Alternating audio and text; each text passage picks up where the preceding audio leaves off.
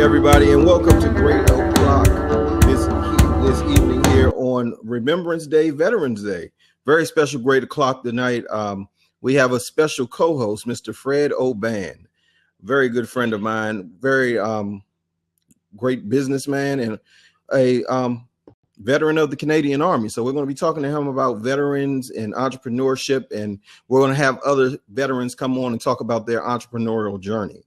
So before we get started, I would just like to give Mr. O'Ban a chance to introduce himself so you all know who he is and what he does. Please, Mr. Fred, let the people know about you.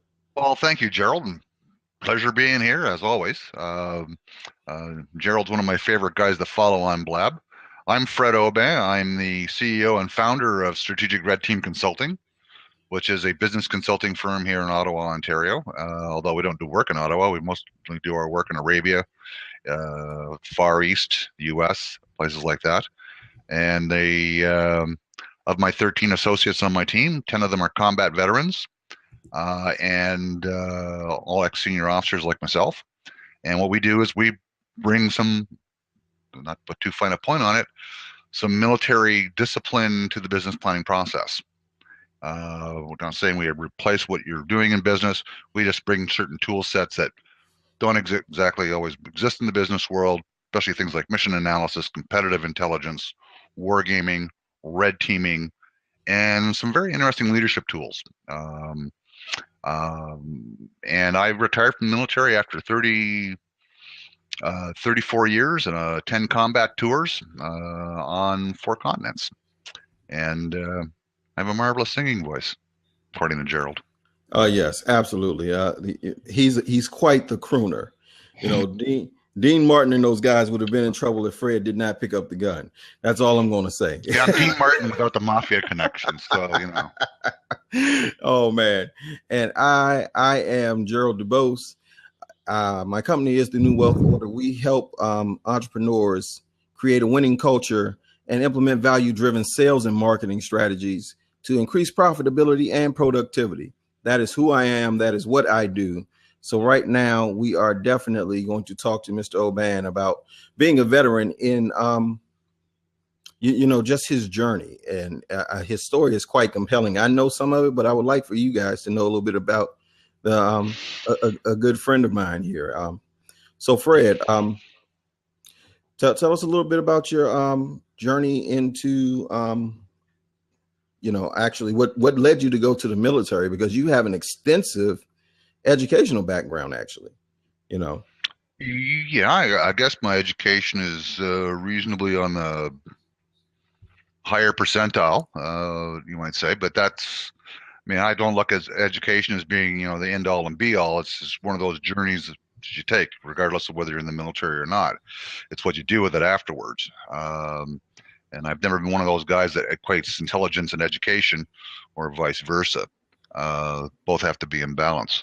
I graduated from McGill in relatively young in life. Joined the military because, quite frankly, back in the 70s, during the disco era, we all had the big platform shoes and all that sort of good stuff. I joined the military because I found out you couldn't get a decent paying job with a master's degree in theoretical physics. So they said, okay, the Army said, hey, we'll give you a job and we'll give you lots of changes of scenery and explosives. So I said, win, win, win. I'm there. And I spent the first 6 years of my military career in essentially our Canadian Special Forces, an organization called the Special Services Force, where I was Hellborn Commando, working mostly out of our Arctic and in Norway during the Cold War years. Was an instructor in gunnery at our school. I was an instructor in gunnery at your school. I taught the Officer Advanced course at Fort Sill, Oklahoma, for both the U.S. Army and U.S. Marine Corps, and spent the first 18 years of my life learning to fight Russians, of which, of course, we didn't. I was very disappointed when the wall fell in Berlin. And then after that, I got sent all over the world. I fought in the Angolan Civil War in 91, Mozambique Civil War in 92, Rwanda 94, Ethiopia 98, 3 tours in Bosnia through the 90s, both in UN capacity and in a NATO capacity. 2 tours in Afghanistan, and my final job was I was deputy commander in Afghanistan. Prior to that, I was the chief of staff in Afghanistan. And when I retired, I was the director of future security analysis for the government of Canada. And when I retired, I said, I'm not working for any more morons in government. No, I just was not going to, do the typical thing. I took a few months off and I asked some basic questions here. I said, what do we do really well in the military that the private sector does not? Because we invest an awful lot of time in those personal development and training and planning and the planning and leadership regimes. And I said, we do mission analysis better than anybody. If we did mission analysis the way the private sector does, we'd all be speaking Russian right now. We do intelligence collection and collation very, very well. We know how to plan. We know how to lead. We are inculcated with certain values. We rehearse everything that we do prior to execution. We don't put our sons and daughters in harm's way unless we rehearse every goddamn course of action. We red team it, and then we rehearse all the participants through it. So when people tell me that 80% of their business strategies fail, I usually find out that A, it wasn't a strategy, and B, it wasn't rehearsed. It wasn't put to any critical, under any critical stresses. So I said, I'm going to commercialize those. So I'm not going to replace what everybody does in the leadership and planning regimes in the private sector. I'm just going to do what other people are not doing, and I'm going to do the things that I know we can do reasonably well. And it's as your own General MacArthur used to say in his island hopping campaign in the Philippines, don't hit them where they are, hit them where they ain't. So that's what we did. If all the other consultancies are doing this, we're going to do something else. And we haven't looked back. Brilliant. So that's the Reader's Digest version. That's a great journey, actually. I mean, you've held a lot of positions of importance and authority in the government sector before you went private. Let me ask you, what is the biggest difference that you see with doing the private sector stuff right now? What I like about the private sector stuff is that when they hire you as a consultant, they're actually pretty damn serious. They want something fixed. If they hire you in government sector, they generally want a report, but they don't really necessarily feel beholden to do anything about it. So when I've been brought in to do either strategy or mostly on the strategy, wargaming or red teaming side, clients have been very, very happy. And they say, do you want to come back and be a leadership coach for us? And I didn't go into the coaching thing deliberately. This is something that we picked up on the side, saying, you come back, we've got a position of trust. We like the cut of your jib, as my Navy friends like to say, and we want you to either mentor or coach particular people that we're greasing for the top slots. Fair enough. And what I find interesting is that a lot of my friends who went to the private sector hide their military credentials. Mm-hmm. Don't want to, we're not part of polite society. I have found actually that there's a great deal of affinity for the military way of thinking and our character and our values. So like my first big client was the entire Canadian wine industry, and they loved my entire team. We're not like any set of consultants they ever saw.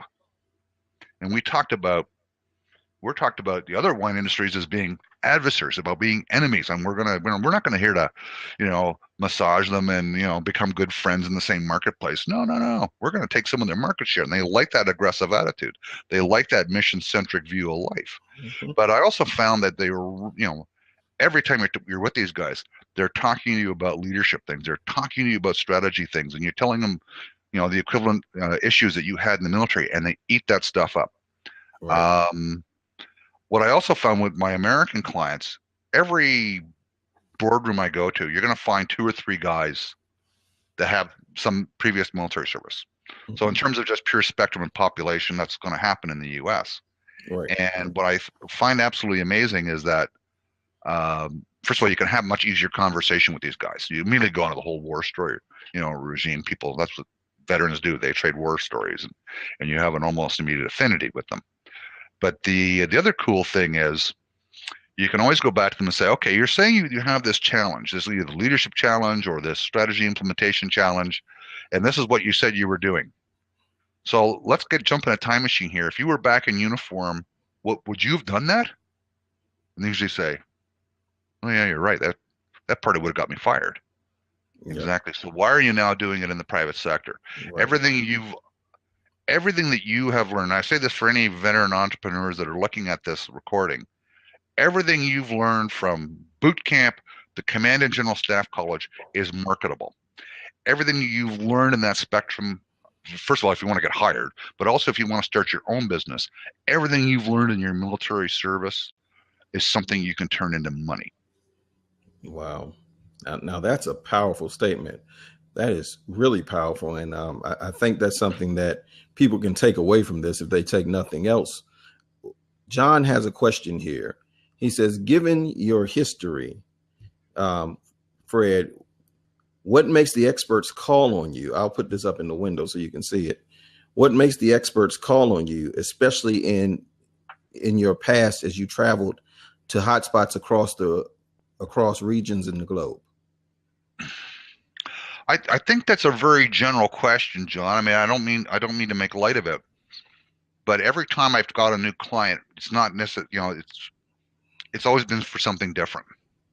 So I start with our first big client was the wine industry guys, and we were up against Deloitte, McKinsey, and those guys. The only reason we got an invite to go there was the fact that one of my guys' kids played soccer with another guy's kid. And so we got in there to give this brief, and I heard all these Deloitte guys, they brought all these wine experts in and all that. And we had this big presentation prepared. And I said, you know what? We've just been trying to be business consultants against these guys. You know what? We're going to get our clock cleaned. And my good friend Rocky Lacroix was the guy that was with me in this presentation of the wine industry. So what are you going to do? I said, we have made the same mistake that these morons have done. They're bringing wine experts to a wine client. And what we've looked at in terms of their industry has nothing to do with how they make wine. It is how they use. And I said, let's put our uniforms back on for a second. This is all about, Clausewitzian elements of power and influence. This is strategy 101. And it's got nothing to do with how they make wine. It's how they exercise their elements of influence, their strategic muscles in their own battle space. And I went in without using this entire presentation that we had put together. And I went and gave a 10-minute brief, and I said, we don't know anything about wine. You know everything about wine. But what you're doing here is you're thinking you're a $6.8 billion industry who thinks it's got its ability to expand its market by 10% has anything to do with how you guys make wine. Bam. I said, here's your elements of power and influence as a strategic institution. This is a collection of all 400 wineries, so the Canadian Vintners Association. And we walked out and we're driving on the 417 back to the west end of Ottawa, and Rocky is just, we worked for 3 days in this presentation, and that's what you said. And I said, that's what I think the problem is. His cell phone rang as we were driving down the highway. He says, we got the job. And I said, always go with your combat instincts. Right? So that's a good statement there. Let's stay right there for a second. To answer John's question, it's really about not so much about being in harm's way, but being in harm's way in all these diverse environments has something to do with being able to, I guess, an ingrained ability or a built-up ability over 30, 40 years where you can separate what is strategically relevant versus what is operationally responsive versus what is tactically decisive. And every time you get consultant morons into a business, everyone gets into the tactic stuff, how to make wine, how to build cars. Okay? If you're being brought in as a strategic consultant, get into the strategy of things, go to the strategic layer. And that's what, I guess, my training, regardless of whether I was in Africa or Bosnia or Africa or Afghanistan, is really separating that tactical layer. Because when you know what, you become an 06, you better not be fighting squad battles. Okay, so let me ask. Does that answer your question, John?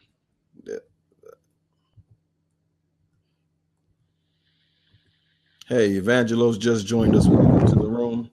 That's what he was trying to find in his leaders, wire and rewire their strategy. Now, my question to you, Fred, is taking that combat experience, obviously, and translating it into the business realm.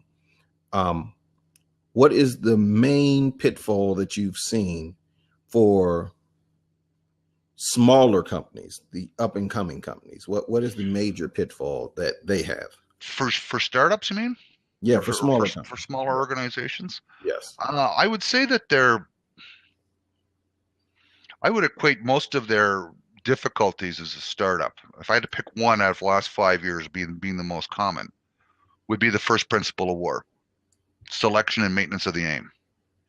So, as Gerald, as you have pointed out on many occasions, fix your vision, fix your end state, cast that in concrete. They get these guys to get too wrapped up in their tactical mission as opposed to their strategic end state, and they end up, you know,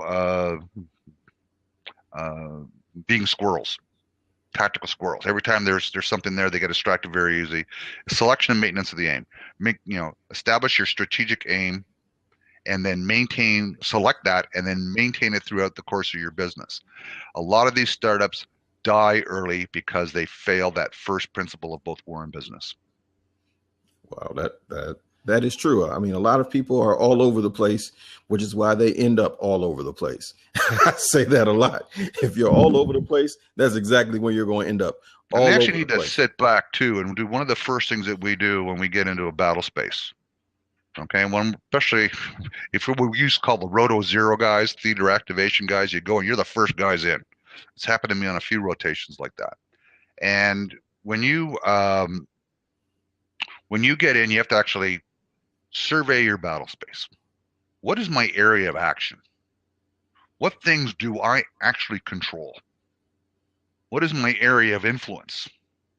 In other words, through action or inaction, both directly and tertiary, what can I influence, even though I don't actually have control of it? And what's my area of interest? Shit happens in your area of interest that you don't own. You can't change what goes on in your area of interest. You have to be able to react to it. And if you separate those three things, you're good to go as a small business. And that's, again, another one of the challenges those guys have. They either completely ignore their area of interest, they don't fundamentally understand what their area of influence is, or they either grossly underestimate it or grossly overestimate it, and they don't have a really good idea what their tactical boundaries are for their area of action. That's true. A few hours of thought, spreading that stuff out, and understanding your environment. People say, well, let's do some out of the box thinking. And well, first of all, there's always a box. And first of all, people call things out of the box, but they just haven't figured out really what their box is in the first place. That's true. I would just add to what you're saying. I mean, because I understand that so much. They, first of all, kind of intersect all three of those and make a hodgepodge. They try to make the aim and the strategy, and next thing you know, everything's crisscrossing and nothing has its own feed, its own its own MO. They don't have their own separate system to reach the goal. And that's what causes the big challenge for them, because they have everything crisscrossed and mishmashed, and then they wonder why they can't move forward. You can't explain your business. You can't come up with a marketing plan. You have no clue of where you're trying to go. You ask them like, okay, so what is your projection? With a business plan before they come up with a strategy. Yes, there you go. And they said, okay, the first thing I'm going to do is be active on social media. Whoa, about that, as we say in français. Take it easy. Reste tranquille. First of all, let's figure out what your strategic influence, what your strategic objectives are here. That'll tell you what you have to do, and everything from your, what you're going to do as part of influencing, what you have to do as unify as a team, what you have to do as in terms of your actual business operations. And it's discipline. It's discipline. Powerful. And you've said this so many times before, Gerald. I have. This is but this is for the people that haven't heard us, you know. So this is important, you know. You mean the fortunate people that haven't heard us before, right? They are unfortunately fortunate they have not heard from us yet, but that's okay. We're in their ear today. So discipline, and that goes back to, you know, a lot of times people ask you like, what is your main tip to give to a business owner? I know what I tell people. I would like to hear what your one word of advice would be to an aspiring entrepreneur or an emerging, you know, all these new terms. For an entrepreneur, it's easy. Yeah.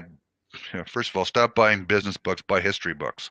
And in that vein, you know, in terms of the word entrepreneur, okay, everyone knows what the historical impetus of that is? It comes from the French Revolution. It comes from the storming of the Bastille. Nous sommes les entrepreneurs. We are the entrepreneurs. An entrepreneur means to take risks, to seize opportunities, and to be bold. And the guy who coined the phrase "Nous sommes les entrepreneurs" was a guy named Georges Danton. Okay, and his saying was "L'audace, l'audace, toujours l'audace." Audacity, audacity, always be audacious. Wow. See, now that is a takeaway for people, you know, because most entrepreneurs are too scared to be audacious. They are too scared to be disciplined. You know, my advice is, and I'll just chime in with you and get your opinion on this, is I tell them to keep it simple. Don't overcomplicate your initial process, vision, and things of that nature. Keep it simple, because simple takes discipline, and that's what they forget. You know, when you say simple, you may as well say discipline with it, because that's what makes it simple is the discipline. You know, yeah, but people try to go ahead. Sometimes you got to be careful of that too. But I usually tell people you have to be as simple as your complex environment allows you to be. Yes. And people confuse simple with easy. People confuse complex and complicated. Every business environment is a complex, adaptive environment. Every battlefield is a complex, adaptive environment.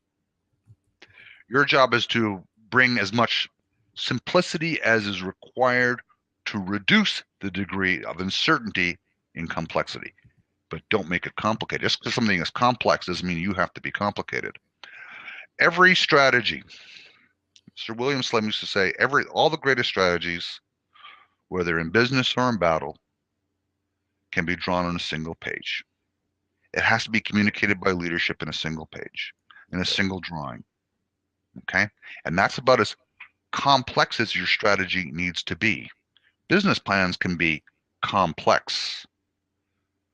What is strategy? Strategy is simply leadership's articulation of their higher intent, the ends they wish to achieve, and the ways and means of getting there. So if you really wanted to figure out something on to say to everybody, regardless of whether they're an entrepreneur or not, because you can be a successful business person without being an entrepreneur. That's very, talk to him, Fred. Talk to him. Thanks.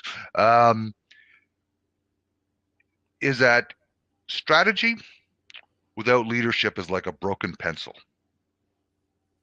It's pointless. You can't have strategy without leadership. Strategy without leadership is pointless, but leadership without strategy is aimless. You can't have one without the other. You can be the world's greatest strategist, but if your leadership sucks, you ain't getting there. You can be the most inspiring leader, but man, if you don't have a plan, you're dead in the water. You're deader than disco. I only speak about that since, you know, you and I are part of the only two guys that actually remember the disco era, Gerald. Staying alive. There's my singing for the evening. So the two are fundamentally linked. Of all the other piece of advice I would give is definitely something I bring from the battlefield. I think everybody brings from the battlefield. And we talk about, you know, Oh, you're in the army. You must be courageous. No, no. You must be fearless. No, that's just stupid. There's still things that scare me, and that's one of the reasons why I'm an old soldier now. Yes, Being and what? courageous is not about laughing in the face of danger or laughing in the face of adversity. Ooh, here we go. Courageous leadership is about making everybody laugh in the face of adversity. And that's really what effective leaders do. And of that issues, if you have to look at all your people talk about, well, what is the most important leadership principle or leadership characteristic? It's courage. That's true. Whether you're an entrepreneur or not, it's courage. Because if you look at all the attributes that a leader should have, without courage, you won't have the ability to use any of the other attributes. You know, and that takes me to one of my favorite quotes ever, where they say, courage is not the absence of fear, just merely the decision that something else is more important, and a lot of people have to understand it's no such thing as killing fear. People kill fear. Look, you have inhibitions no matter what, no matter how much experience you have, no matter what situations you've been through. There are times those butterflies just come in your stomach, but the people that have courage do it anyway. That's the thing. It's not about that you're not afraid, is that you're going to do it even if you are afraid. So John has a question. Here's my jump logbook. Okay. This records every jump on the back of a Herc Chinook or any other friggin' airplane that people decided to toss my ass out of over 34 years. There's over 250 jumps in that. And I'm still terrified of heights. Oh, wow. That has nothing to do with being fearless or being courageous. But I wouldn't have been able to do my mission without it. And when I used to tell you guys call them your top sergeant. When I used to tell my regimental sergeant major, says, you know what, this still terrifies the shit out of me, jumping out of the back of an airplane. And he says, good. He said, good. That's true. Since I have to follow you on the ground, I don't want you to be fearless. I want to be able to go home too. But remember, in the military, it's mission first, people always. But it's always mission first. Yes. And in business, as in battle, sometimes you got to be prepared to get a little bloody. Sometimes you can do everything right. You can make all the right decisions, make no mistake whatsoever in battle. And young men and women under your command are still going to die. In business, you can do everything right, and you're still going to have some casualties. Absolutely. You just accept that right off the bat. So there's a lot of those parallels there. Very true. That's so powerful. John says he has a question for you here, Fred. John would like to know what does scare me these days. Double-digit inflation. What fears do you overcome daily? What fears do I overcome daily? Blab? No. I don't know about daily fears. What scares me? Right now I live in an environment that I live in one of the most peaceful countries in the world. Economy is good. Business is good, only because in my line of business, a lot of people are doing it really, really badly. And you know what? Do I have any fears? I'm maybe getting old. I exercise 3 times a day. I think I'm in pretty good shape, but I'm not the kid I was when I was 20, and sometimes that does scare me. When you start, facing your own, your own as you're getting older. Yeah, that sometimes scares me a little, but am I scared of anything these days? No. How would you advise leaders and orgs to better manage their casualties? Okay. Yes. If they are going to have casualties in a business, you do the same thing that you do in battle. First of all, you get them triaged within the hour.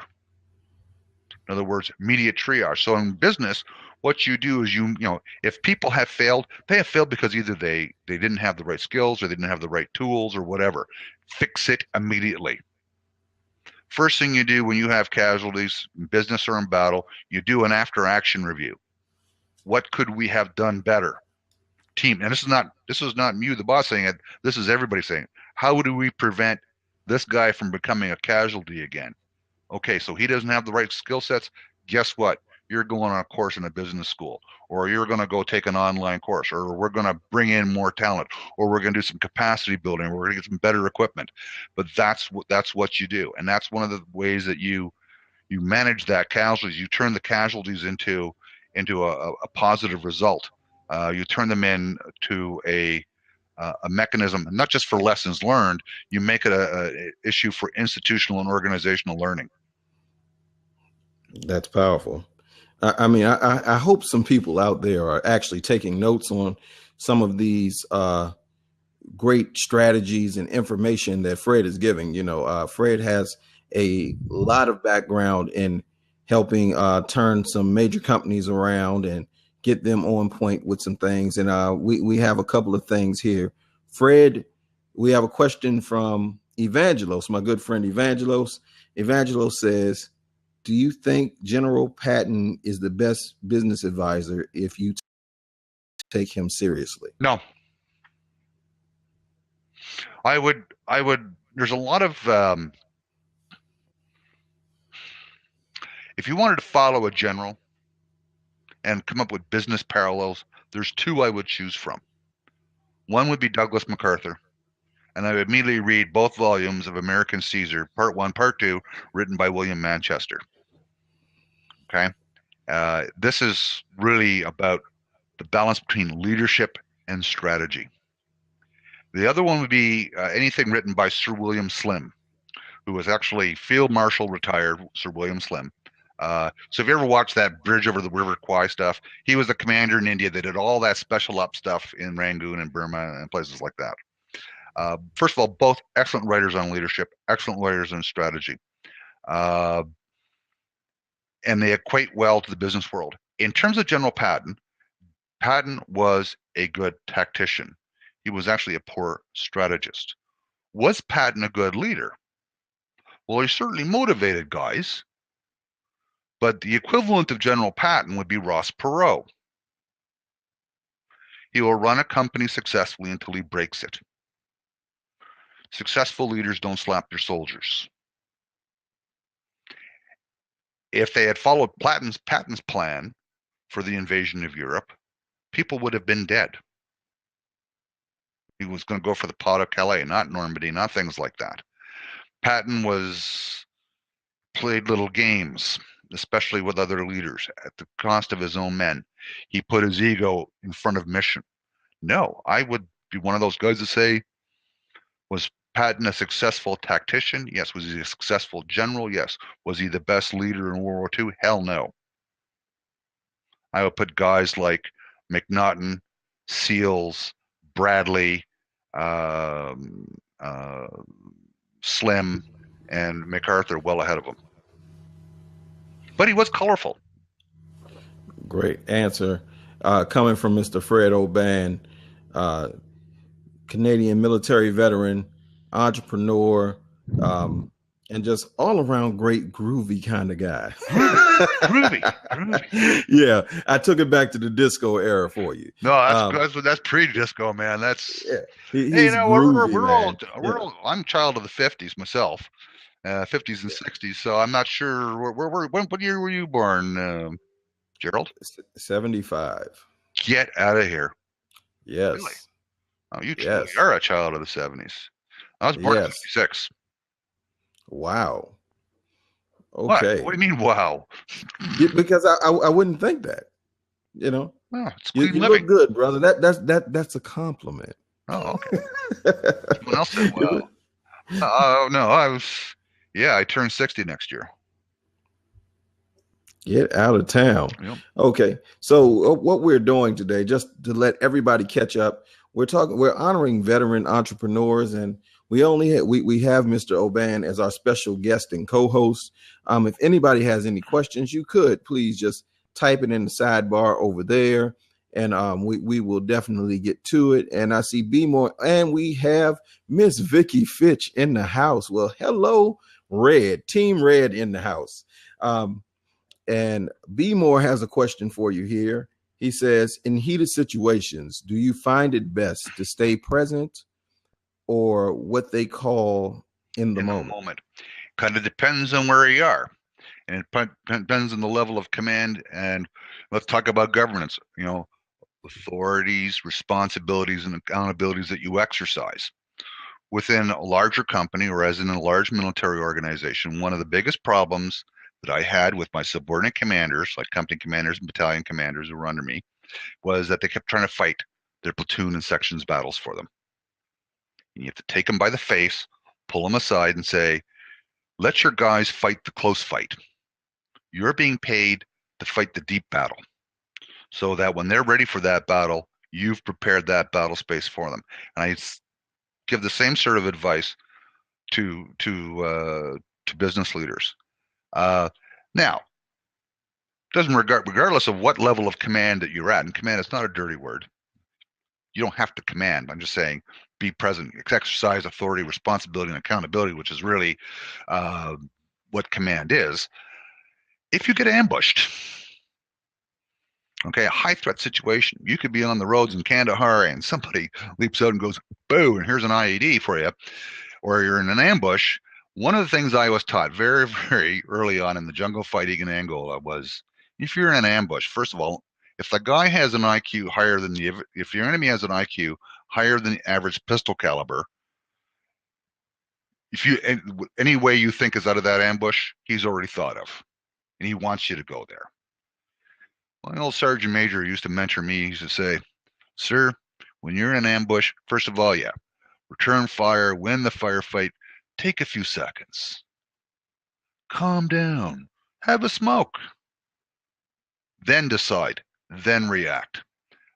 Never react out of emotion. Never react out of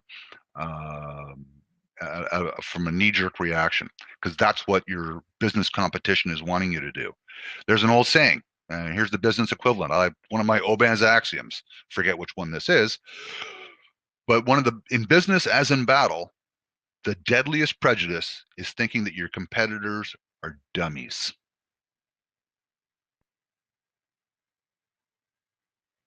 So don't think that when you're in the business world. Don't think you're the only guy with a good idea.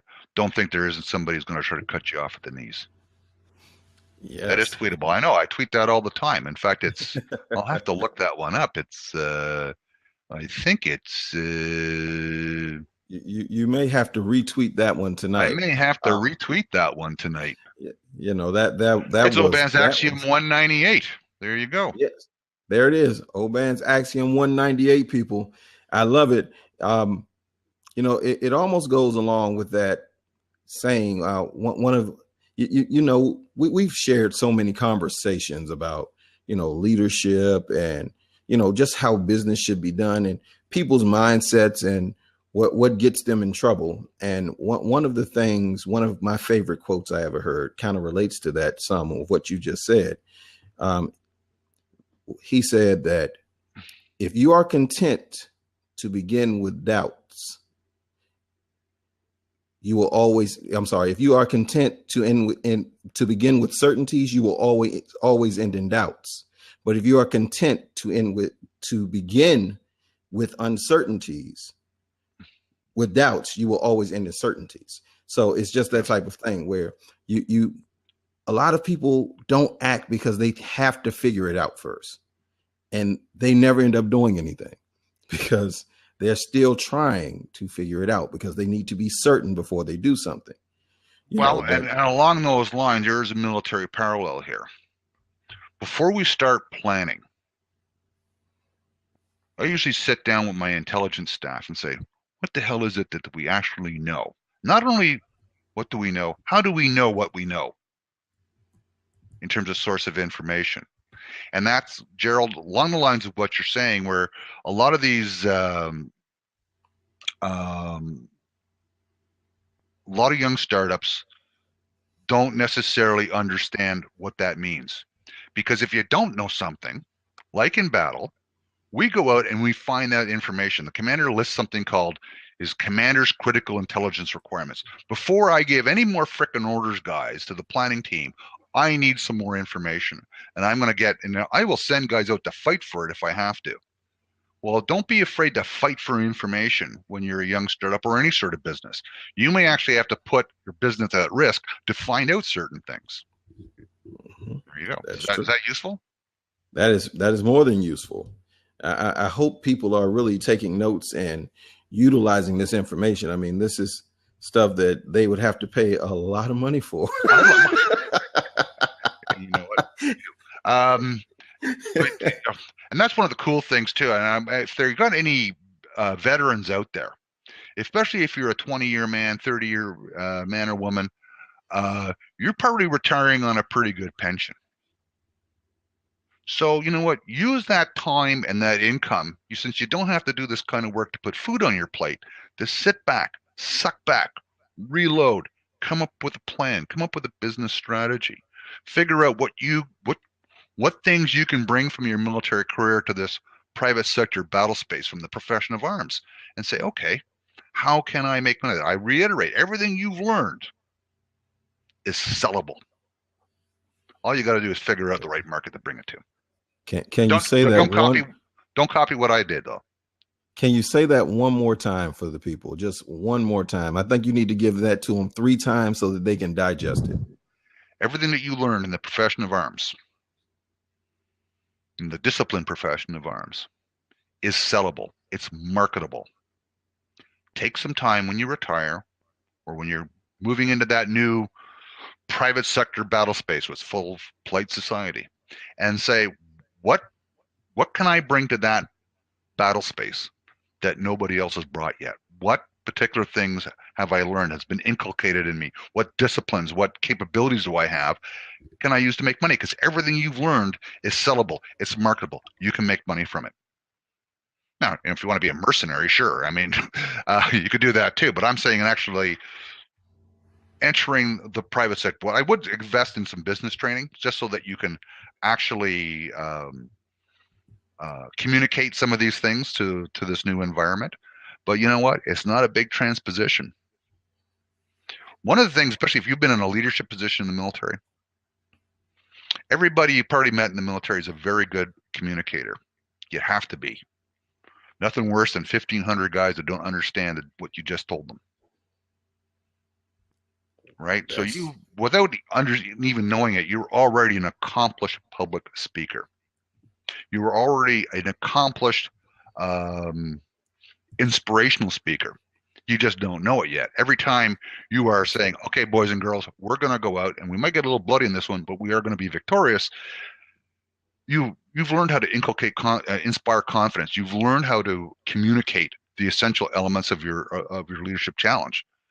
And with a little bit of practice, you can walk into the private sector and you will find that you are a very effective communicator. There was a young lady on Reveille Joe's blab today, and she says, yeah, I'm a 10-year veteran. One of the first things I noticed was I could join Toastmasters. Yes. So a lot of guys and gals probably don't understand the capabilities they already have. They take it for granted because they're in an environment that takes it for granted. Not that takes it for granted, but expects it as de rigueur to actually live in that environment. That is so true. I mean, people just don't understand what skills they have and how to utilize them for their own benefit. Well, beyond their own benefit. Let me correct myself. I'm sure you see that in your business coaching world all the time. People either grossly underestimate or overestimate their existing capabilities. Yes, they do. They always overestimate, and it's majority of the time it's overestimated. You know, they think that they have this figured out and they have it. Well, this is how it should work and blah, blah, blah. And then when it comes to, as you like to say, the critical testing of it, it doesn't even pass phase 1. Phase 1, it's dead. And then they're just confused because that's not unique to the business world either. I mean, you see that in the military side too. And that's the good historical parallel based on what Evan was asking earlier was, in terms of red teaming, Eisenhower had a separate red team, and their whole job was to beat the hell out of the plan of the Normandy invasion, to make it fail on a daily basis.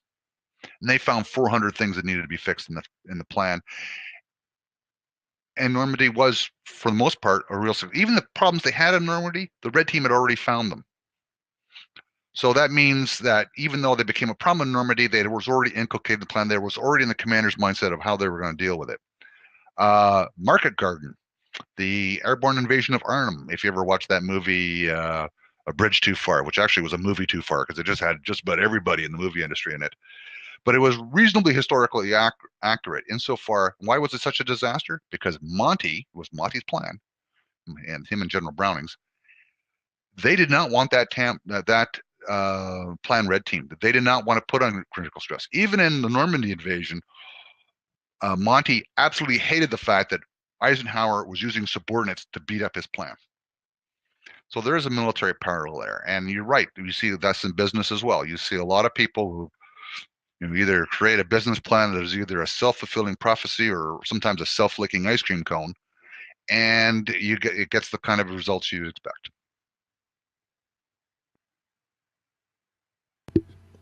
That's true. I mean, it's just, I love it when we get to have these kind of conversations, because I feel it's important, for our veterans to understand how their skills do translate into the workforce and how they can build a life from the skills and experiences that they've already had. Yeah, and you know what? You don't need to be a vet to jump in, as you just pointed out. Yeah. Right? I mean, we just happened to pick this because it was Veterans Day, or as we say, Remembrance Day up here. So good thematic juncture for today, for the 11th of November. Hey, Gerald. Well, we have the honor of having Miss Vicki Fitch herself, the wonderful, the lovely lady. That's Team right. Red. You are a split-tongued devil. You what? really are. Him? What? Him? Are you talking about him? He is, oh, yeah, right? Yeah. All the girls love him. No. I don't know you well enough to call you a split-tongued right? devil. Well, we love that. We always want to come in and see Gerald because we always feel pretty and we feel smart. We feel fantastic. So. Well, I'm quite sure, Vicki, you feel pretty every day. You are a beautiful woman as well as a beautiful soul. Absolutely. And Vicki was on the sideline. And for you all that don't know, Vicki has a blab coming up in a little bit about sales and not being salesy. She is a selling phenomenon. She's very charismatic. I mean, she just is. And you guys need to check her out. But she was saying something, Fred, on the sideline. Her dad was a vet, and 23-year man. Yes, he was in the Navy.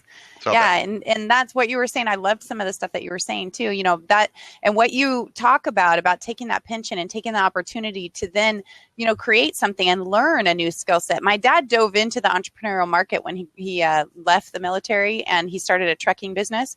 Again, he had no skills. He had no sales skills. He had no actual skills, but he just did it. So if people can just get that training, I can only imagine, how much more successful my father would have been if he would have actually invested in some training and stuff like that. And of course, but he did create me as a serial entrepreneur that, watching just the information that he gave, the things that he said, always pay your bills on time, always do this, the kind of that structure that an entrepreneur has, even without the actual education.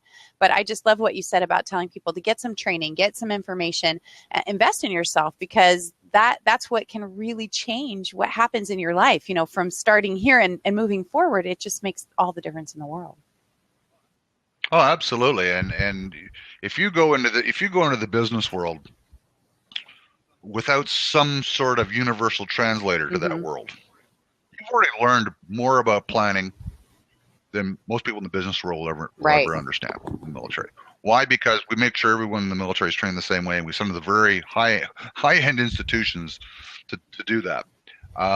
What you need is that universal translator. And one of my good friends is actually the executive director of the MBA program for both Cornell and Queen's universities, and he's an ex-military engineer. And he said, one of the first things you should do, Fred, is take one of my executive MBA courses. Not the whole thing, just a few things. And when after I did that, and I was listening to some of this crap that was coming out, and I said, well, no, you wouldn't do that from a leadership position. And I went, wait a minute, they are saying the same thing. They're just saying it a different way. But what I found interesting was the entire audience is like this on me, and I'm saying, wait a minute, what does that mean? Because one thing that we are trained to do, regardless of what rank you are in the military, we are trained to be really good communicators. We can translate strategic intent with the best of them. So if that's really one of your fortes, first thing you should be saying to yourself is, how can I make money from that? If you want to be an entrepreneur, how can I use that to enable my end state? But you have to understand your end state from the get-go. As Gerald always says, fix that aim. I always say, cast your vision in concrete, cast your mission in yellow. Because in business as in battle, first of all, your mission changes all the time. The commander's end state, the objective, the aim never changes, but your mission is going to change on a daily basis, and sometimes your mission is going to suck. Yeah. That does not mean that the mission is not important. It just means your mission sucks. And most guys in the military get that immediately. Says, yeah, I've had a few missions that really sucked. It didn't mean it wasn't important. Matter of fact, sometimes the more the mission sucked, the more important it was. Right. Right. Because there was a lot of unlimited liability attached to it. So I find that in the business world, a lot of guys almost do the opposite. They fix their vision in jello, but they become so rigid on their mission. Right. And he said, what is your business mission? And they went, my mission is, no. It should be something along the lines of, today, our priority, our mission is the following thing. Right. Boom, boom, boom. And guess what? If everybody in your organization has the same mission, it's not a mission. It's a calling. That's good. Everybody's mission is going to be different in terms of them achieving your aim. This is something in the military called mission command, right? Here's my commander's insight. Here's my intent. I'm not going to tell you how to get there, but you're going to do some planning, and then you're going to come back and tell me what you think your mission is. And then I will approve your mission. Bam. Those kind of organizations, you also see that in the business world, and those kind of organizations that are we call mission-centric organizations, mission command organizations, are the ones that always do the best. So when you go to Ford and they say our mission is job one, okay, fair enough.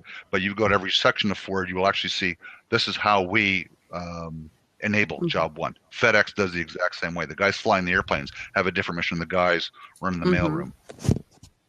Right? Absolutely. That is phenomenal. Is that a computer screen, Fred, Carlton? It's the back. What the heck is that?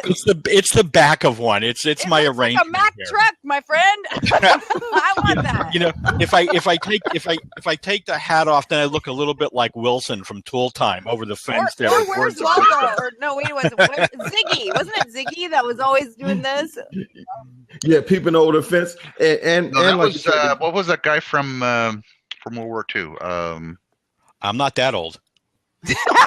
I'm trying to remember. Not that if you're old. a student of history, you'll get this. It was a nose. Kilroy. Ziggy.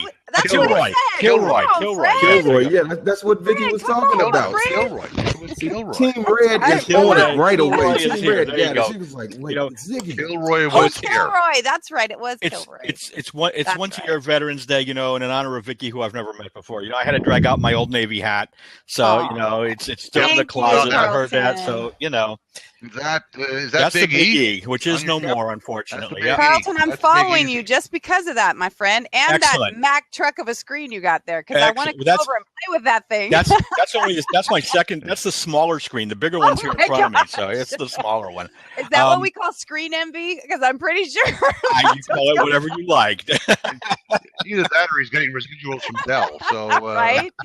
That's some serious product placement, there placement. we got going on. I will say, I just want to just a side comment. First of all, I appreciate the show. The show's really great. Thank you. I will say, when I was in the Navy, though, I was a corpsman, and for anybody familiar with watching MASH, medical personnel and the military mindset were 180 degrees the other way, right? We were the guys always doing what we weren't supposed to do. But you make a very good point. I mean, that whatever your skill set is, when you get out, sometimes there's a direct equivalent in the civilian world, and you can just pick up your bags and go, and you're good. Other times you've got to rework that skill set. You've got to figure out, what your base skills really are, what you're really good at, and then find something in the civilian world where you can apply those. But there's always something out there. When I got out after being a corpsman, I stayed only 10 years. So I got out after being a corpsman. I did not want to work in a hospital, but just about the time I got out was mid 80s or so, right? This was, personal computers were out. This was that time. And so that was something where I picked that up, and I spent, the next 20 or however many years it's been since then, as a computer programmer. But anyway, all that to say, I don't want to take the spot, but you guys are doing an excellent show. So thank you very much. No, that's a very good point. Carlton. Yes. Carlton, show your face and quit hiding behind that thing, mister. Get over here. Come on Vicky. now. Come on. There. Oh, Handsome guy like you. He has a whole face, people. On the screen. Yeah. And it's a great face. Why are you hiding behind the I'm screen? shy. It's a face with character. Carlton, you can't have the shy title. I am the shy Well, guy the last here, person that saw my monitor suspected and wondered if I was on America's Most Wanted, and this is why I'm on the monitor. No. Or witness Gerald, you're shy. You're shy as a bull. I didn't say I don't like to talk. I just, witness protection. That's what it is, Carlton. Witness protection program. But that's a very good point. I mean, in a lot of cases, your skills are directly transferable. And in fact, both in the Canadian and American armies right now, for anybody who's in the trades side, for like technicians, avionics tech, airframe tech, mechanics, things like that, so that these guys have a second career, they actually are getting the civilian certifications for them as part of all their military training. So they're going through their apprenticeship and all that sort of good stuff, and they come up with what's apprentice, and it goes journeyman. Right. So a lot of these guys leave the military, and they can only get their journeyman certificate for a lot of the technical trades. I think that's a grand idea. There's the other flip side of this, of course, is if you want to be an entrepreneur, if you want to be your own boss, and which is really what we're talking about before. And I will reiterate this: everything you learned, regardless of what MOC you were, regardless of what rank you were, regardless of how long you were in, everything you learn in the military is either a life lesson or a business lesson or both. And more often it's the latter. And so, first question is, can I make money from it? And you know what? You think hard enough about it, you can. I knew a corpsman that used to work for me in Afghanistan. He was what we call a physician assistant. So in other words, he could, you know what a PA can do. They can make some pretty big money on Civvy Street, right? And after his third tour in Afghanistan, he said, "Enough of this. I am never going to work in a hospital again. I never want to see people with bullet holes in them, car crashes, whatever. I'm done. And one of the triggers for PTSD, or one of the ways to avoid PTSD, is don't get in the same line of work that caused the PTSD in the first place. Can I ask you a question, Fred? Sorry. Finish your thought. Yeah. I'm sorry. Go ahead. Finish. But he started his own business, but he uses almost everything he learned in the medical side. You know what he does now? He goes and he visits all these various companies, and he does the risk mediation for medical casualties for safety. For all the women's stuff and all stuff like that. And he says, and he does it in a way, he does it like a corpsman does. So one of the things that corpsmen are known how to do, they know how to do casualty simulation. Right? They put putty in the blood, so everyone looks like they're an extra in The Walking Dead. And he actually, when he goes into these companies, he stages some of these accidents to dramatize what could happen if there's an industrial accident. So he brings some people out. He's made some, people that they know in the company with acid burns and crap like that. And this guy actually has to hire 5 more people now to keep up with the amount of business he's been brought in. So not only does he give you a big binder saying, here's all your risk mediation, here's pictures of what some of your employees will look like if you don't follow it. And it's brilliant. It is absolutely brilliant. So everything you've learned is marketable. It's all really depends on what your imagination is as how you want to make money from it. Exactly. I mean, like I said, I was a computer programmer for all those years, but we're transitioning actually right now. My wife just started her own business, making weighted blankets for children with autism. So we're just kind of getting started on that. We started on Etsy. We got to get a website up. There's a bunch of things that have to get done. But again, I think if my time has taught me anything at all, it's that even if you have skills that do have an equivalent in the civilian world, there's no obligation to have to redo that. You can reinvent yourself. You can, those skills probably apply to virtually any job that's out there in some form or fashion. So don't be afraid. Try something new. Well, let me throw something at you there, Carlton. Wait, do you 1 second, believe Fred. that the values? Give him 1 second. I know Vicky has to leave in a minute, and she definitely wanted to ask you all a question. So before she leaves, I want her to Thank you, Gerald. Yeah, Fred, I wanted to ask you because what your opinion was on the military and people coming out as entrepreneurs, because there's two sides to that. I've seen like officers that have no problem directing different things and information, but because the hierarchy has been so structured for so long in their lives, if they've been in there so long, that I've noticed that some of them seem to have trouble coming out and being in charge and directing everything because they've had that hierarchy or structure, not necessarily the officers and above, but the lower. No, that's a valid question, and it's not the first time I've heard it.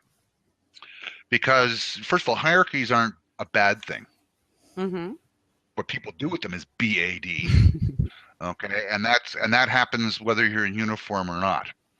I would usually throw back at the military guys saying, okay, so tell me, were you, regardless of where you served, was the structure always so rigid? No, we always task organize our structure based on the mission. Okay, so I guess you've just already answered your question. Do you start a planning process with people bringing in org charts? No. Right. I usually, when I'm doing strategy sessions, I usually tell people, here's the list of things that you're not allowed to bring to a strategy session. Number 1, org charts. End of list. Oh, that's funny. That's hilarious. Right. So that's not just me. I mean, we always learn that. People talk about program management professionals, and they say, well, you never design your OBS before your WBS. Never design your organizational breakdown structure before you design your work breakdown structure. You think they came up with that by themselves? No, it's a military thing. It goes back to operational planning process, which says the last thing that you do is task organization.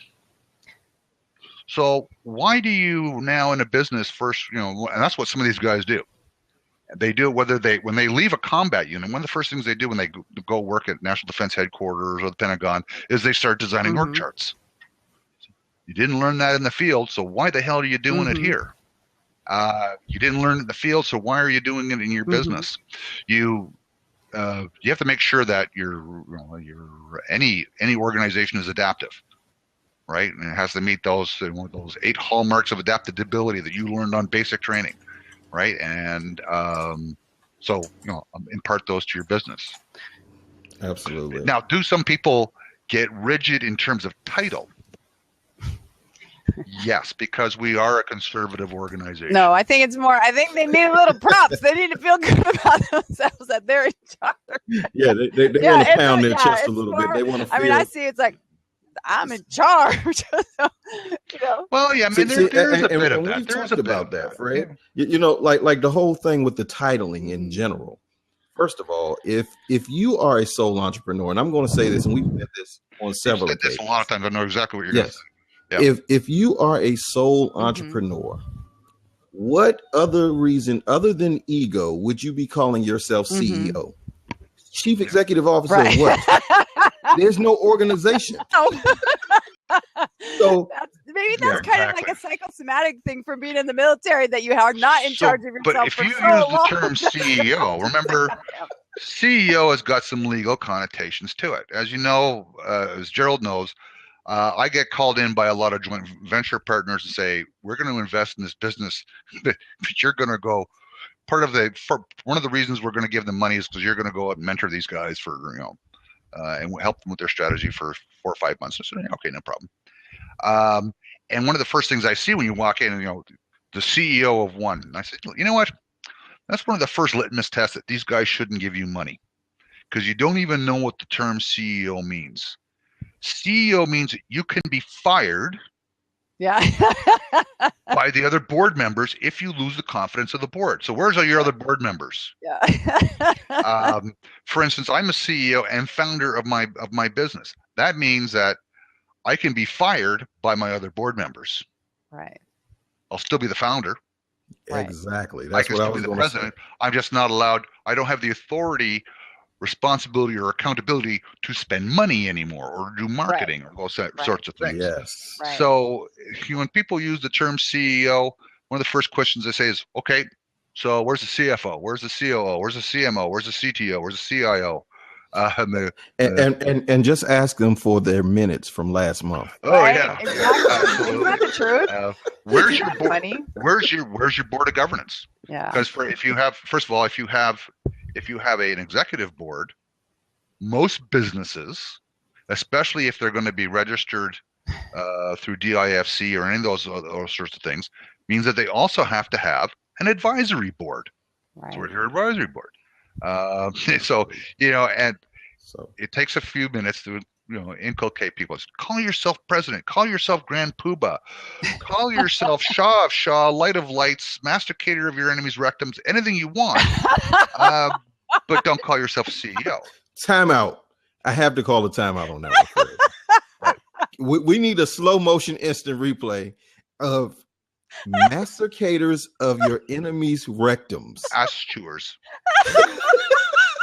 Massacators, though. To masticate, the verb to masticate. I know, Fred. English is a second language, and you've never heard the word masticate. Masticate means to chew.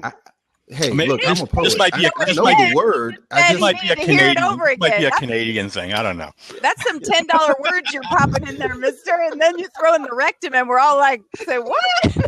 One of the advantages to having English as a second language, I grew up speaking French, and when I was probably around your age, Vicky, I used to speak the English like this, but How old do you think I am? I just want to know because I think you're misjudging my age, but that's okay. I'll go ahead and let you. Hey, Vicky, I'm reasonably sure I have T-shirts older than you.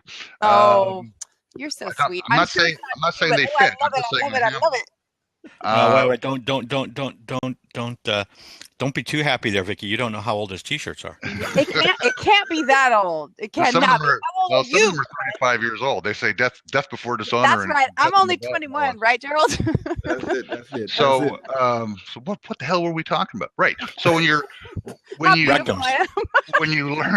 learn another language, and especially if you're going to do business in that language, or you're going to command people in that language, or you're going to put people in harm's way in that language, you have to be very, very precise in terms of how you speak. Absolutely. So I don't wear my vocabulary as a badge of shame. I wear it as a badge of honor. So. Amen, brother. We can tell, Fred, you have an extensive one, and I can appreciate it. But I've never heard masticate used with rectum. That's why I asked you to put it, just to reiterate what you said. It's a polite way of saying ass chewer. I know, but I'm just saying I've heard the word, I've used the word, but to throw it with it was phenomenal. I appreciate exactly. it. I just can't imagine, some kid in high school is taking the SATs and on there's going to be a question that says use masticate and rectum in a sentence. But that depends on who came out. If Fred came up with a test, it'd probably be there. Well, if case that ever happens, you got it here, folks. Oh my gosh. Yesterday I was speaking. I was a guest speaker at something called Encounters with Canada.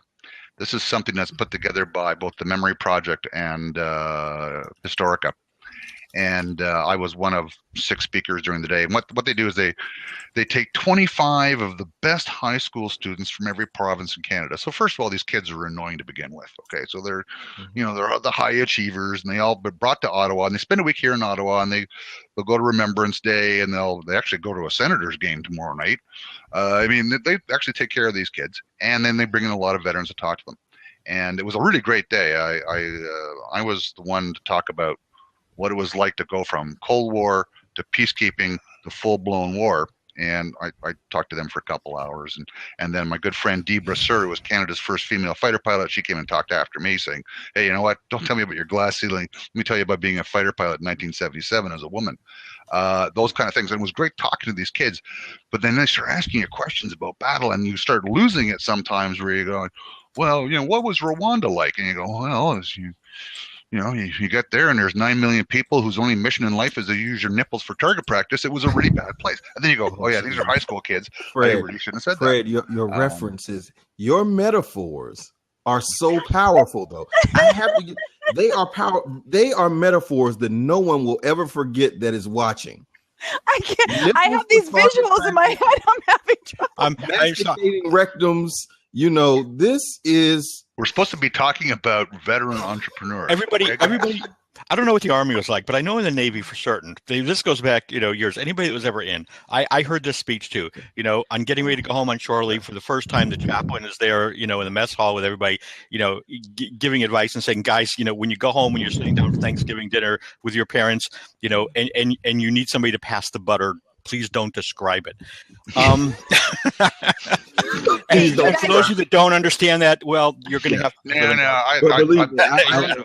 this was the British Navy, I would have got that already, because of the British Navy, their three leadership principles are built on rum, sodomy, and the lash.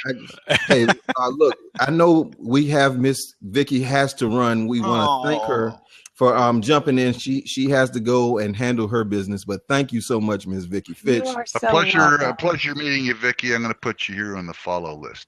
Thank you so much. I appreciate you letting me in this blab of some honorary men, and thank you for serving your country. I appreciate that, and thank you for letting me pop in as a Navy girl. Here's my rule: everybody serves their country. Amen. They don't have to wear a uniform. Thank you for not Fitch slapping me. I was gonna Fitch slap. Oh God. No, that was clever.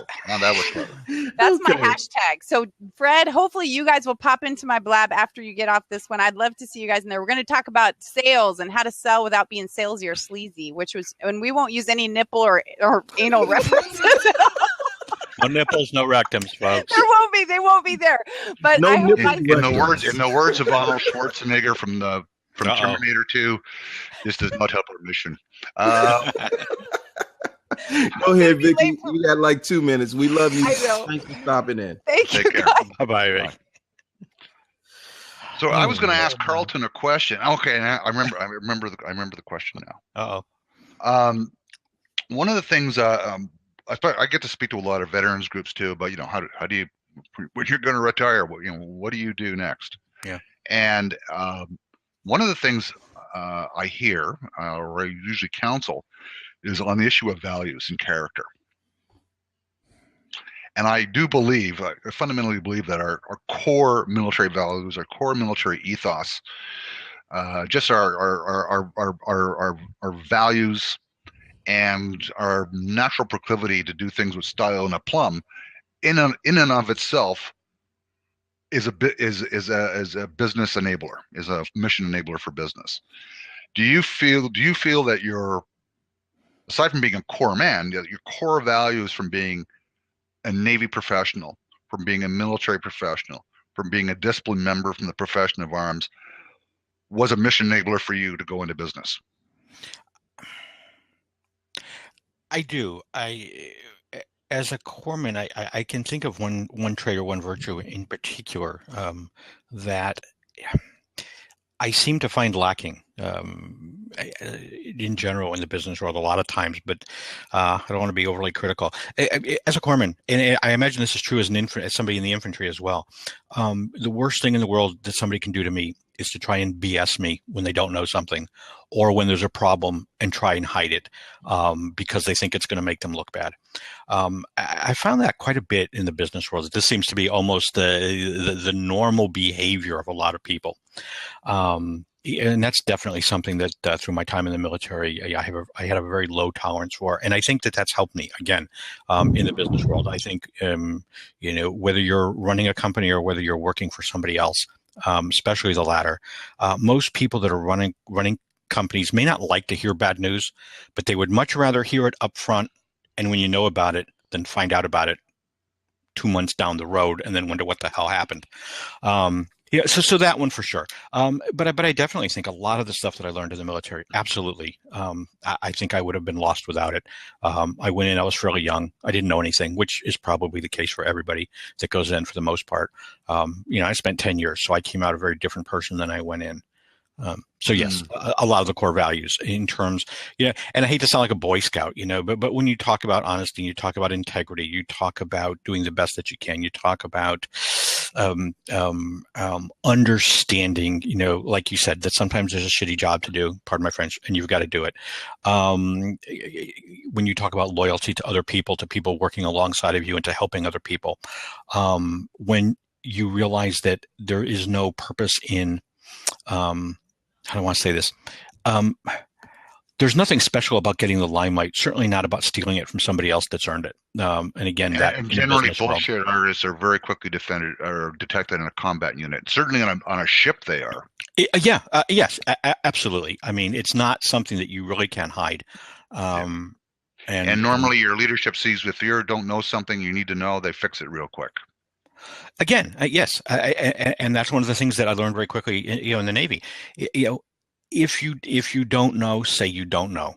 There's no crime. There's no problem. There are people there that will help you. There are people there that will teach you. They will get you, but don't BS. I got to tell a short story. When I was working at a company, we had large programming staff.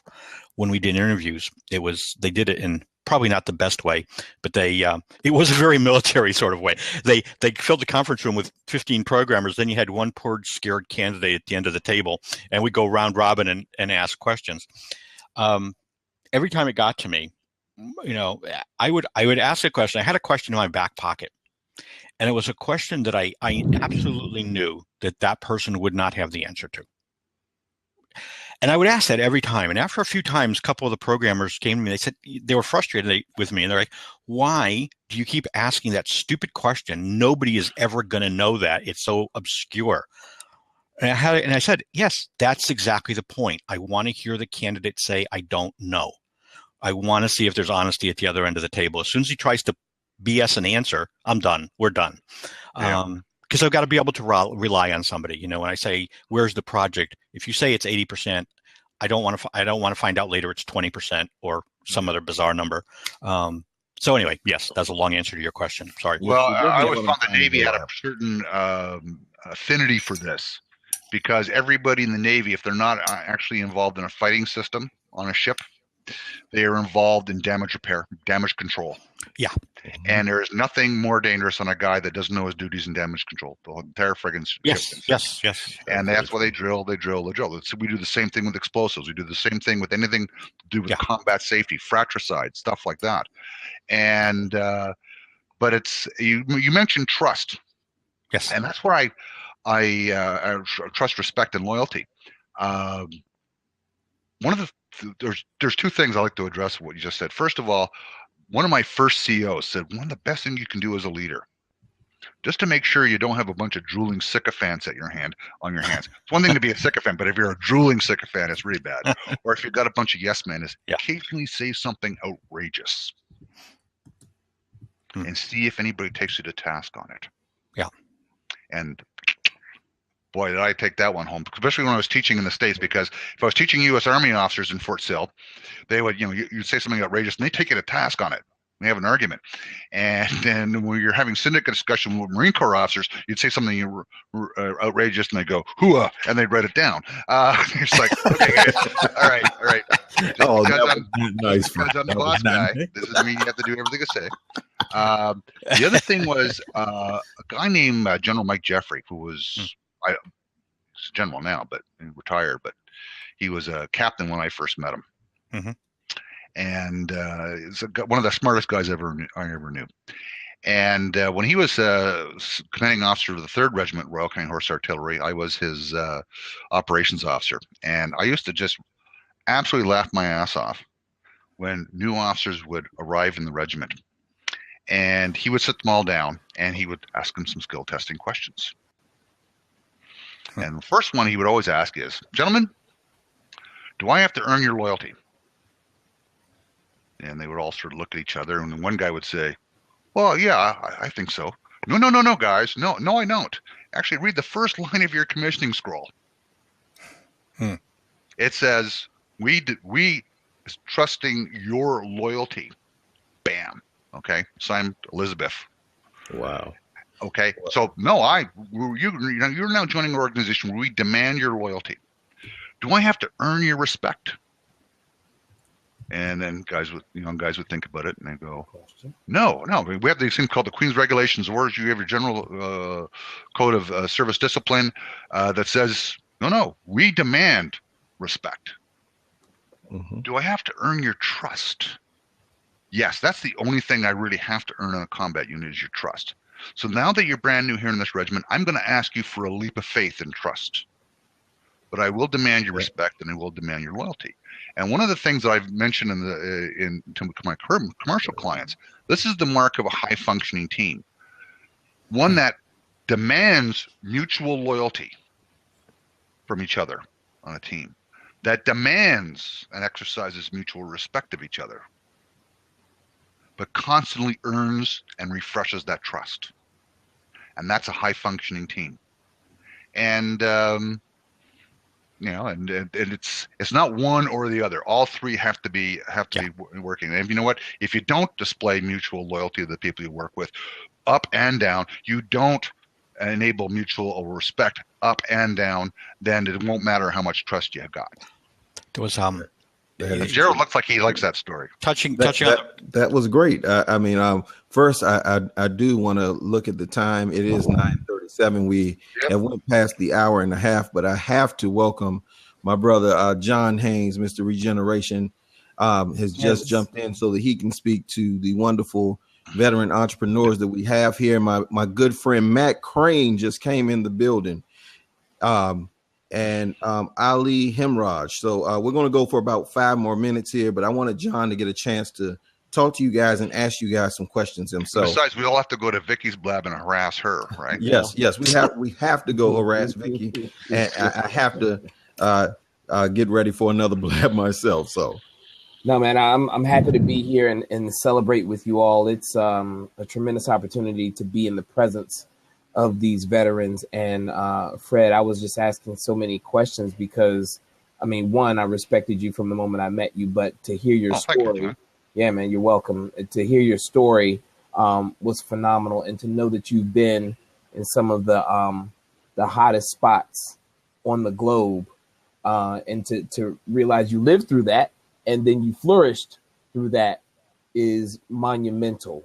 And so I just wanted to pick up everything I could from your stories and find out, how did you make it through, and what kept you going back to those hot What kept me going back? Someone kept sending me back. Yeah. But you named region after region that nobody really wants to go to if they have a second thought. And those are the regions that you fought in. As was once explained to me especially when I was in special forces and was a very young guy, was you have to go, you don't have to come back. So which people used to laugh about, yes. But that's why our profession is different. It has something called unlimited liability. Yes, do policemen get put in harm's way? Yes, but we don't ask them to get killed. Same with firemen. We're the only profession where, hopefully, because it's in our national interest to do so, that we are deliberately going to put you into a situation where not only you may be killed, that you probably will be killed. And in fact, the accomplishment of our higher strategic aims are more important than your life. And that's what separates us. That's what separates the militaries in third world juntas versus those in a liberal democracy. We say, okay, we will accept this limited liability. We refuse. We will not actively participate in the political influence other than voting, because we're trading those two rights. Our moral social contract in liberal democracy with society, not with government, is that if I get killed, you're going to take care of my family. If only bits and pieces of me come back, you're going to take care of me for the rest of my life. So that what is that social moral contract. But it does allow you the ability to, it's mission first people always. It is a different mindset. I'm not sure how I how else I can explain it. I think that's perfect. And the follow-on question to that, and Carlton, you're welcome to jump in, but the follow-on question to that is how does that translate into, how do you translate that into commercial business? How do you get leaders to sacrifice, not to be blown up per se, but no, but you could take casualties in business, because No I'll tell you, doubt. if people lose their jobs, in some cases they're losing their life. Your responsibility as the president of that company or the CEO or whatever, or any sort of leadership, one of the fundamental precepts of leadership, regardless of where you're uniform or not, is know your people, promote their welfare, and actively and fervently support the mission that you gave them. Those three things. If you can't do those three things, you're not leading. Or you've given up the responsibility of leadership as opposed to the actual attributes of leadership or positional leadership, right? And that's what we say, listen, I'm going to take your sons and daughters, I'm going to put them in harm's way. Yeah.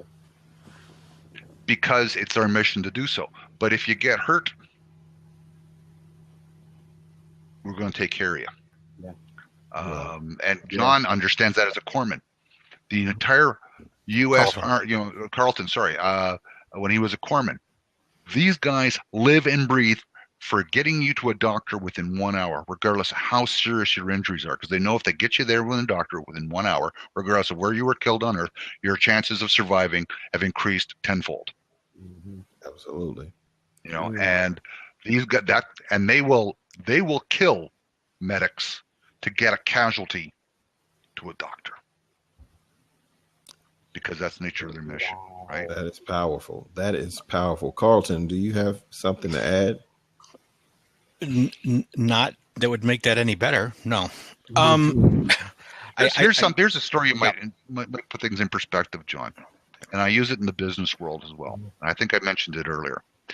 I had a young lieutenant in my last command in Afghanistan, and he had came in as a replacement for one of my lieutenants that had been killed a few weeks earlier. So he's like FNG, friggin' new guy in Afghanistan, where everybody else is seasoned combat vets. So give the orders for the next day's operations.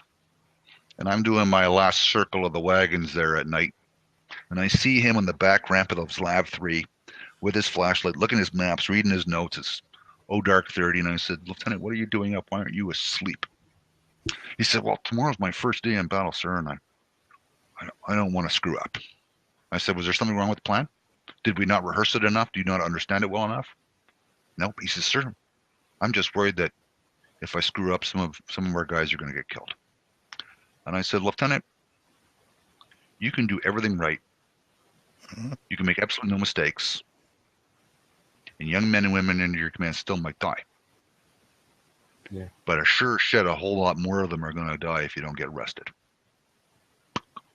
So the equivalent in business is you can do everything right, and you have to be able to figure out what your soft targets are, where you can take casualties, and if so, what are you going to do about it? And you know what? If you promote the welfare of the people who do become casualties in your business, you may not get them back again in your business, but I'll tell you, it'll keep the other 80% following you very, very intently for the rest of your business career. You said something that was key. I'll just say this last thing, G, and you said something very key about the casualties and, you know, the rate of survival going up tenfold if you get them to the doctor within an hour. I just thought about what if you solved business problems to the extent that you could within an hour? What if sometimes you can. You can, and what if you made that the practice, the policy, the system, and just imagine how much more productive leaders and businesses would be, and how much more satisfied customers would be if you had that sense of urgency. Yeah, as long as something like stock options aren't involved, yeah, absolutely, because you could lose your entire business in an hour. Right. But what you have to do is figure out what is the appropriate decision cycle time for any particular sort of problem, right? Sometimes you need to sit back and relax and watch how the battlefield unfolds before you start giving orders. So know the nature of the thing that you're working with. That's all I would say. That is That's so that's true. real right there. And Carlton, well, we are at about 15 minutes over, so we're about to wrap this thing up. And I want to thank everybody for coming here and being part of this special Veterans Day Great O'Clock, and especially my good friend, Mr. Fred O'Ban. As always, my good friend and brother gives a lot of great insight and wisdom to business and strategy. Thank you for having me on, Gerald. It's always a pleasure coming on your blabs, or just even listening to them and making all sorts of really rude comments on the sidelines. I'm glad you've tolerated me enough to put me on blab tonight. Oh man! So what I want to do before we get out of here is give everyone a chance to let people connect with them that are watching the replay or may hear this through a podcast. Carlton, my good friend, my brand new friend. There you go. If you could you tell the people how they could reach you if they would like to get in contact with you, and just tell the people a little bit. What are you looking for here? A Twitter account or an email, or what are we looking for?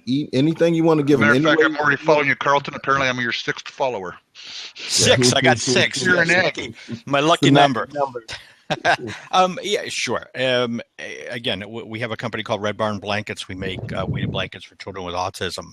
So anybody can reach me at Carlton at redbarnblankets.com. You can also find me here, Blab, obviously. And if you want to find me on Twitter, again, at Red Barn Blankets.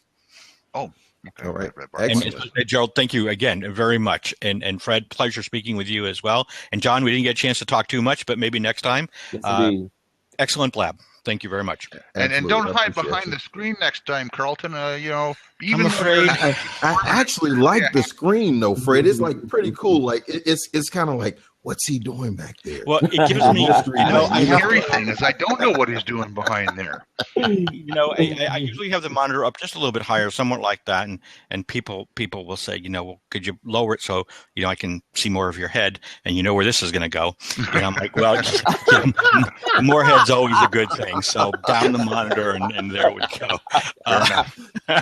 Oh my goodness! And on that note, okay, Mr. Fred O'Ban, our very special guest, can you please tell them how they can get in touch with you? Fred? You can get in touch with me here on Twitter, FM O'Ban, the same sort of thing. But what I'm going to do is I'm going to give you the link to my company's media site, where we actually have, first of all, you can see everything my company does. They're all combat vets like me that work with this company. And there's a few ex-CIA types in there as well.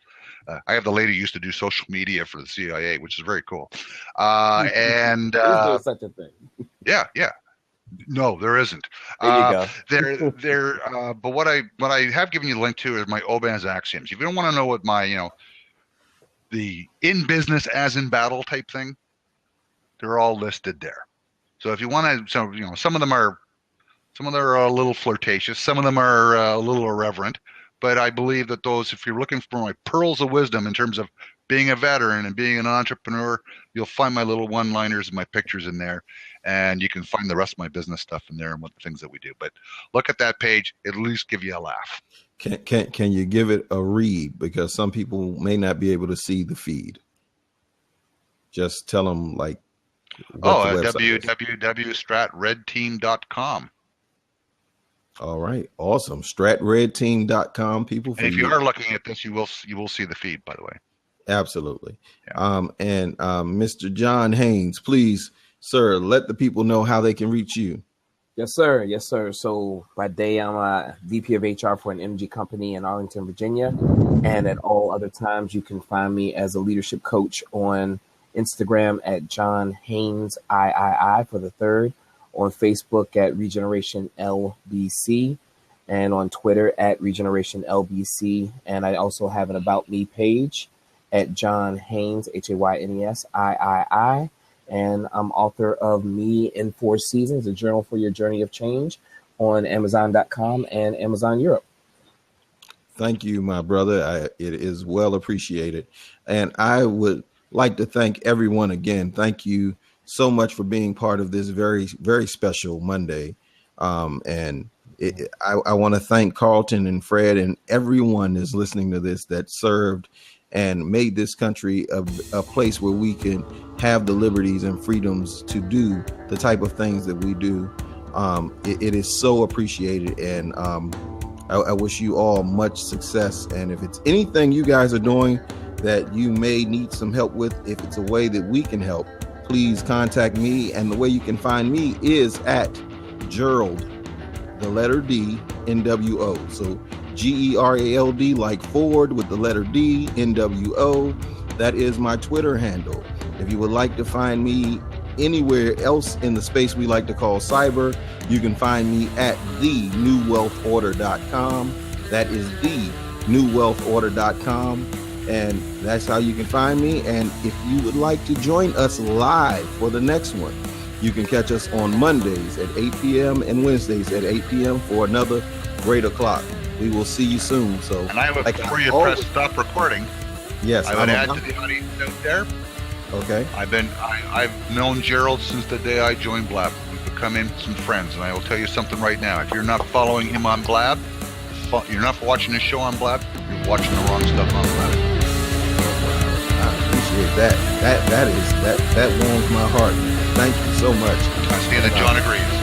Yes. And so with that being said, just remember, we choose the type of life we have by the choices that we make, and we all hope that you choose to be exceptional. We will see you all on Monday for another great old clock.